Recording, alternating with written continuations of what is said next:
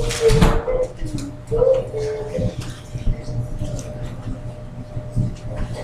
evening. Good evening. Again, my name is Rakeisha Carter, and on behalf of Macomb Legacy, we would like to welcome you to our fourth annual Summer Institute. While this is my third year attending, we have students who have been attending since the first annual institute when Macomb Legacy got started. And they are Dominique Taylor, Courtney Coney, and Noah Martin. During the Summer Institute, students come together and they research for a whole week on their local and national history. And they do this to bring awareness to the history so it won't be repeated. And we would like to thank you for coming, and we hope you enjoy the outstanding presentations that we have created.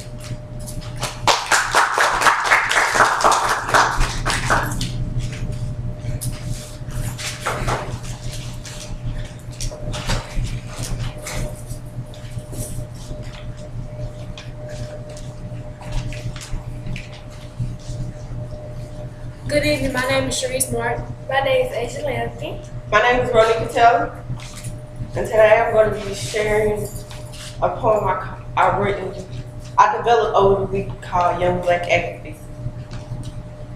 See, let's talk about the hurt, the verbal abuse, the common confusion, battles they fought.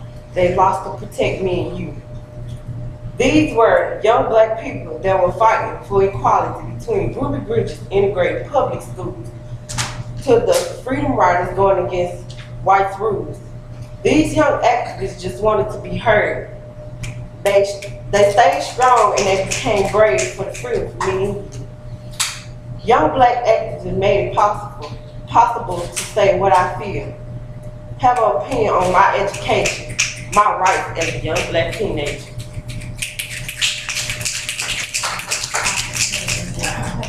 I will be reading you a poem I made this past week, and it's called The Bar Seat. Courageous, that they were. In the South, their name was Earth. They were strong-minded and battled for their rights. And I'm positive, if it was me, I would be filled with pride. But they truly set the bar for you today, which means we have a role to play. So our generation of young people can do anything. There is no excuse. Because freedom riders can run when there was emotional, physical, and mental abuse. The title of our PowerPoint is The Journey of Young Black Activists, the story of Ruby Bridges and the Freedom Riders. We chose Ruby Bridges and the Freedom Riders to reflect on us as we learned about their lifestyle and the impact they made on other people. What makes Ruby Bridges and the Freedom Riders, being so young, be such a huge part in the civil rights movement? No one thought about their age. They thought about what they were standing for. People paid attention to where their hearts were. What inspired the young black activists to keep pushing after being broken mentally, physically, and emotionally? I can't understand what you're saying.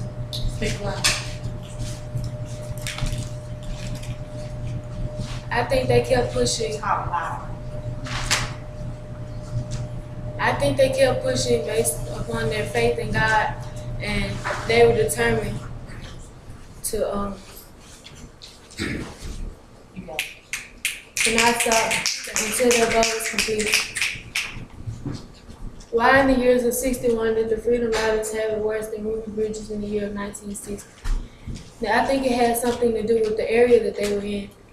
Ruby Bridges was in Mississippi, and she was just, the government was on her side, and the Freedom Riders, they traveled to different parts of the state, and the government was against them in their situation. The childhood of Ruby Bridges. Ruby Bridges was born in Mississippi in the year 1954.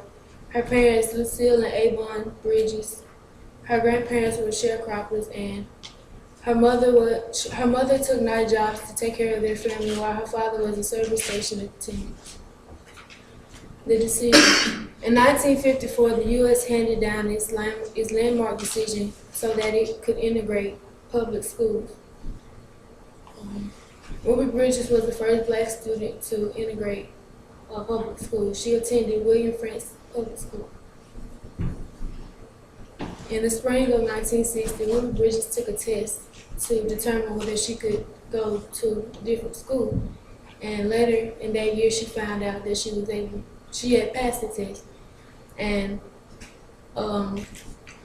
November 14, 1960, a judge decreed that black students would start going to school with white students.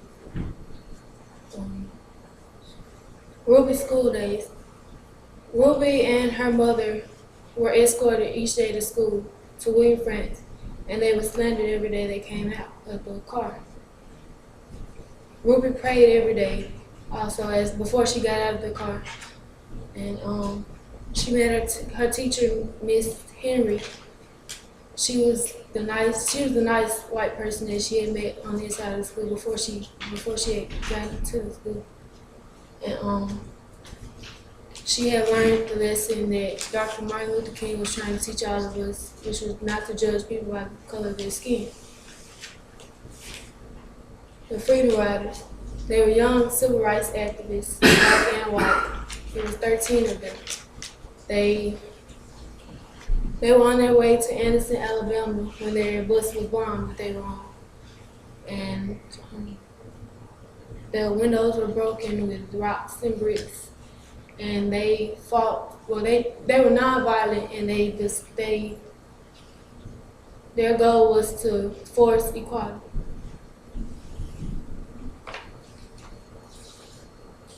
These are some images of Ruby before and after the storm.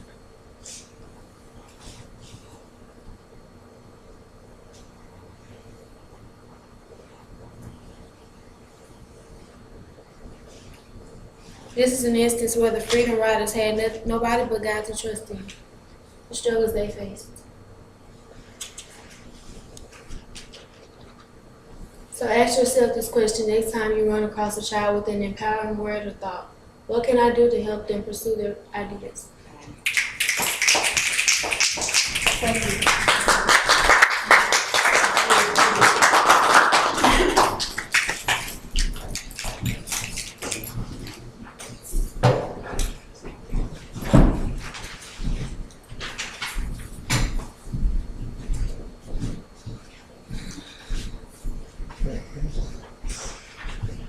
Good evening. I'm Courtney County. My name is Lauren Jones. And I'm Jaden Moore. And throughout this week, we've been conducting research on Black Power. And this is just a sample, well, a little bit of the research we have for the rest of the year. I actually researched what was Black Power. And I learned that Black Power was when young people and old people came together and taught each other security within another to let them know that white wasn't always right and their black was beautiful. They fought in riots and they did sit-ins to show white people that they knew what they deserved and they wanted it. How would life be like if the Black Power movement had never existed? In my perspective of the Black Power movement, if it had never existed, all whites would still all have political rights and all power over everybody, and they would have fair homes to live in, and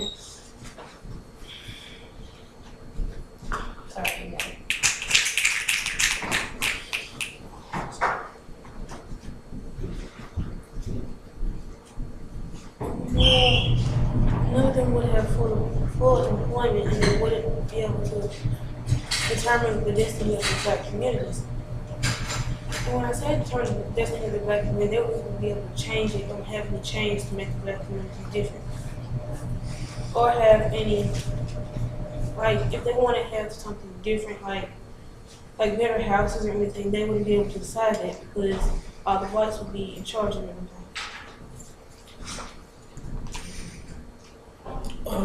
I talked about the issues of going to the black people going to school in the 60s and how the issues are today about going to school. And what I got from it was that I interviewed my grandmother and I was asking her questions about how was it in school, and she basically told me that the white people got better stuff than the black people had. Better books. When the books got torn up and pages started coming out of them, they gave them to the black people. And when the computer started messing up, they gave them to the black people. No, when typewriters started messing up, they gave them to the black people. And what I really got from this was that the white people basically just got overall better education than the black people did. And this sentence that I'm gonna read to you, it says, one issue of today that I can think of is the fact that even though people died so that we could get this education, many of us still don't take advantage of it. What I think that means is that back then it was a struggle to have to go to school, and now you can just walk right in and go to school for nothing. And people, they don't take advantage of that. They still in the classroom taking the food and not getting the lesson that they need to. And that's basically what my slide was about. Good job. Good job.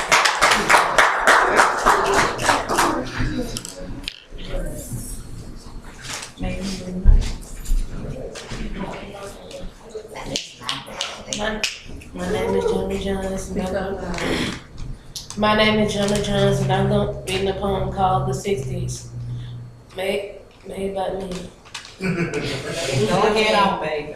The free of summer at Fartwood Lane. That year was not the same. Guns firing here and there. Black people running everywhere. Martin had a dream. Malcolm X and his Muslim team. Carmichael utters Black Power. Those two words we will remember till this hour.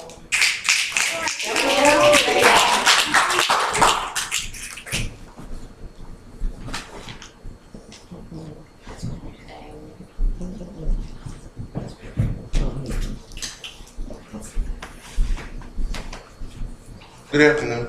Good afternoon. My name is Damian Jordan, and I'm a senior, and this is my third year member of Macomb Legacy. And I put together a very, very short film because they usually take months to develop. But I did research on railroads, like African American involvement in railroads, and this is like 30 seconds.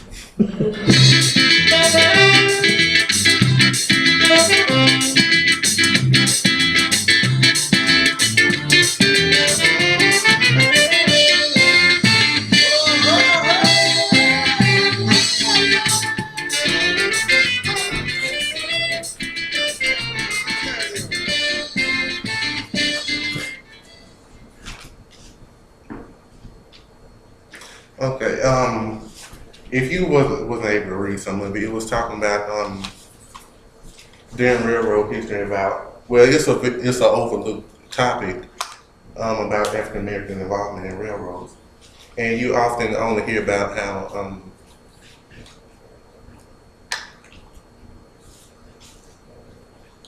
how important African Americans were working on railroads, and you only like they're known for their dignity.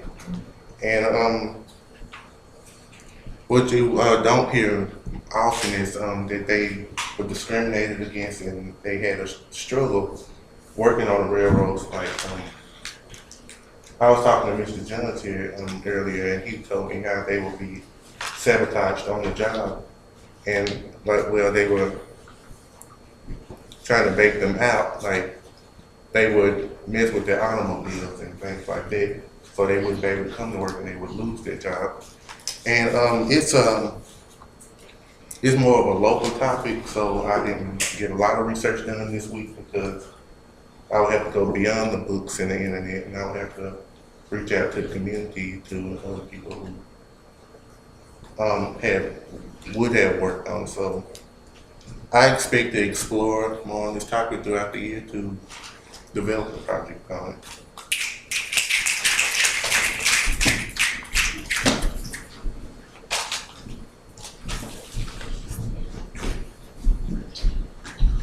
Good afternoon, everyone.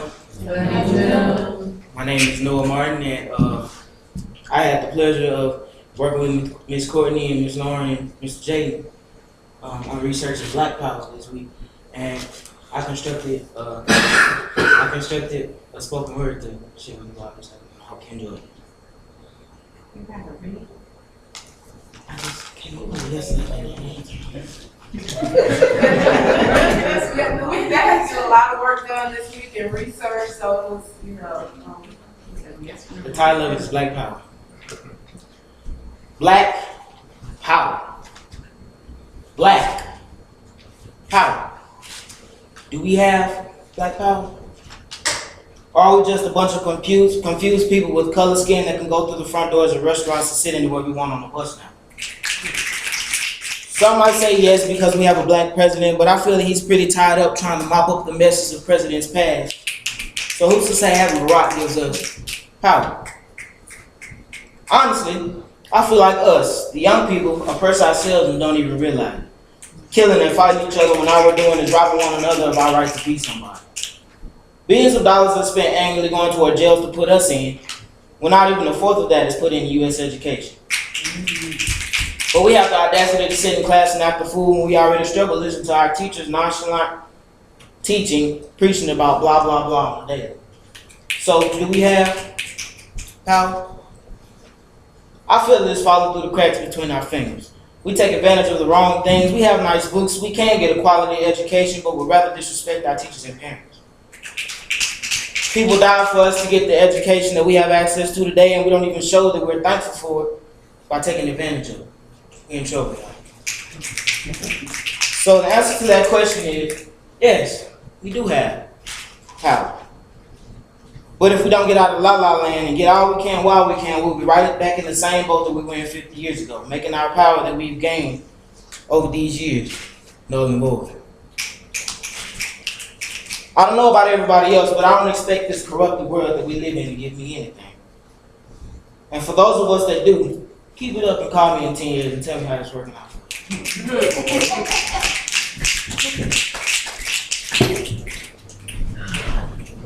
Hi, I'm Dominique Taylor, and this is my 4th year in the Annual Summer Institute. On behalf of Macomb Legacies, we thank you for coming and hope you enjoyed our presentation. Thank you.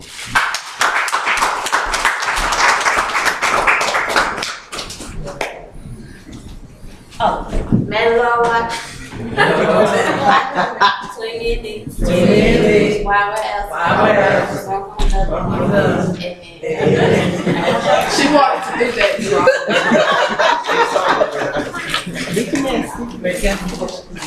Do you have any questions? I would like to thank the students for coming and putting up with me for a whole week. We had a Come to Jesus meeting on Monday. I was telling Ms. Wilson earlier that I told them that I took vacation to come spend with them for a whole week. So that meant that they would be working hard all week. And so they did. They worked hard. But yesterday, after working with them for a couple of days, and I thought I was coming to give them something, but they gave me so much more. And I think that's how it is in teaching. Thank you all. They worked so hard. They exceeded my expectations, and I believe when we raise the expectations, they will. And thank you for putting up with me. I know it was hard.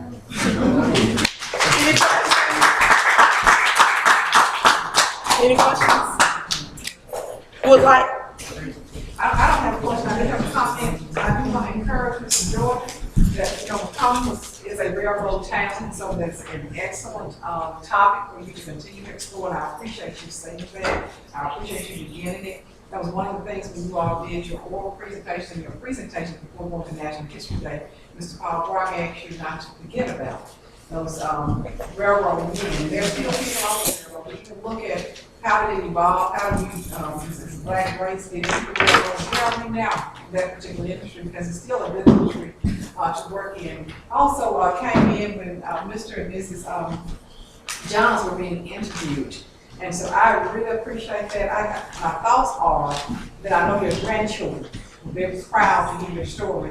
It's not often that we can pass down oral history to our children. That is sacred within itself. But for you to speak of things that may not be so pleasant to remember, But if you all will listen, that's the pride in having opportunities to learn in environments that are even better, with resources that are even better than what your grandparents or your parents had.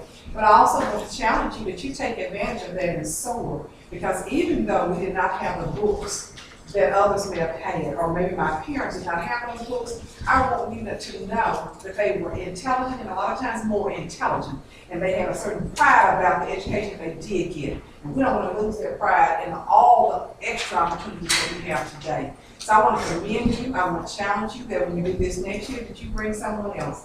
The only thing I've ever said negative about McComb Legacies is that we don't reach the masses. And we don't want to keep this in a little bottle container that only a few can get that knowledge.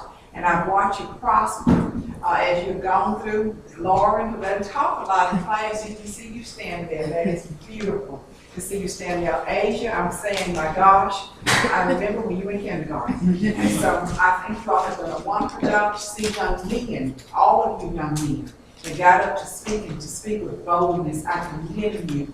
You are leaders among leaders and continue to be so. Okay? Thank you.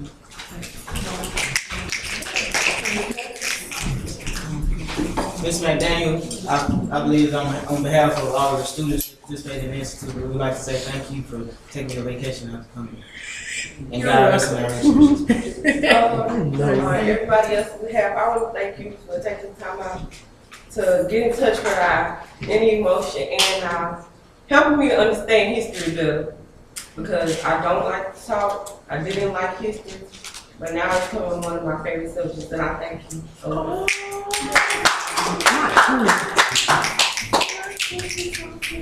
Any more questions? Okay, if you all would like to, the students, you would like to ask them more questions and mingle with them, you may. We have stuff on the back table, fruit, water, please take some, and we all can socialize for a couple minutes there. If you would like to ask the students questions,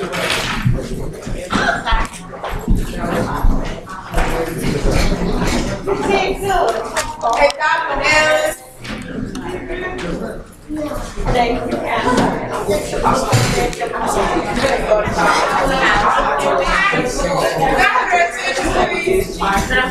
Can I have your attention, please? I got the hand. I would like to thank Dr. Ellis for coming. Take my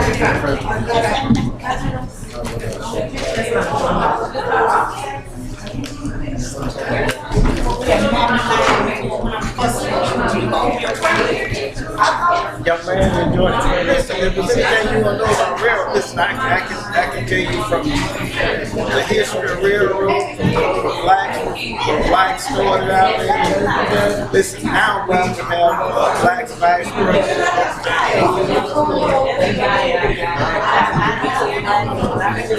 Okay, but that's a good, it's still a good opportunity. There's a young man from Wisconsin, but his mother's from Wisconsin. Recently hired out in management with the railroad. He went to school to Jackson State. He graduated. Salute to him with his class. He applied for the job.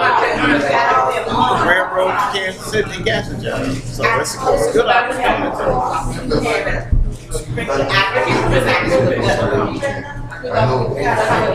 We can know even as far as the rail, the tracks, the flag is the one that was done all the physical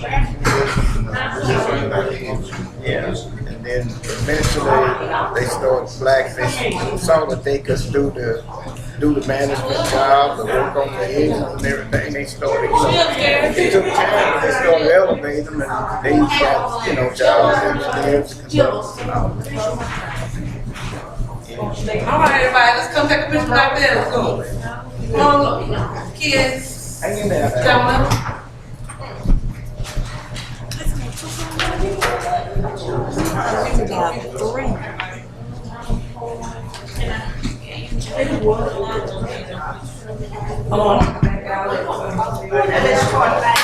You better come forward. You're different from me, because when I was a kid, I was smart, but I was be up front. Even in the classroom. Come on. Okay, I like you. Come on. Ray Keisha will stand in front of everyone. Come on, Ray Keisha. I know, right? I got the mic today. Come on, it's she don't want to be right here. Baby, you in the front? Right here. Okay, that's fine. That's fine. That's fine. Come on, baby. Come on, baby. All right, you all. Come on, I didn't take a newspaper worth of picture. Got everybody?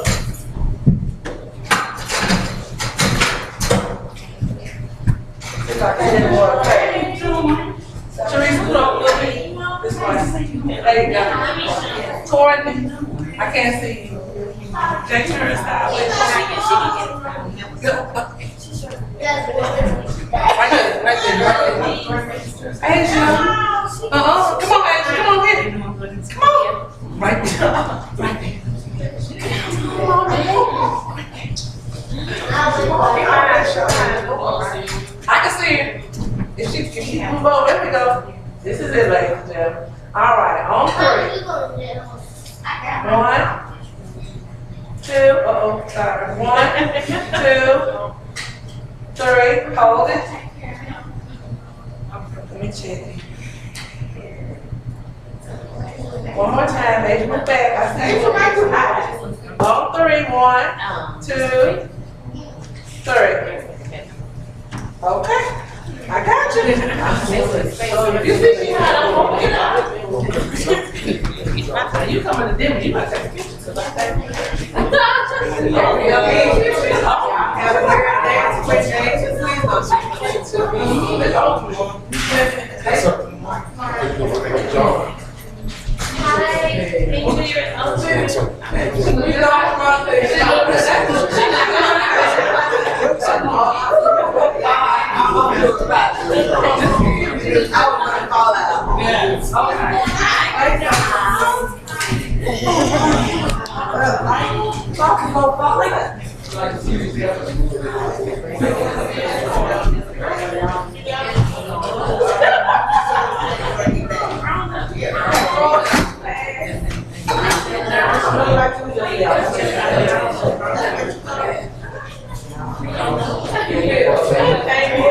Thank you.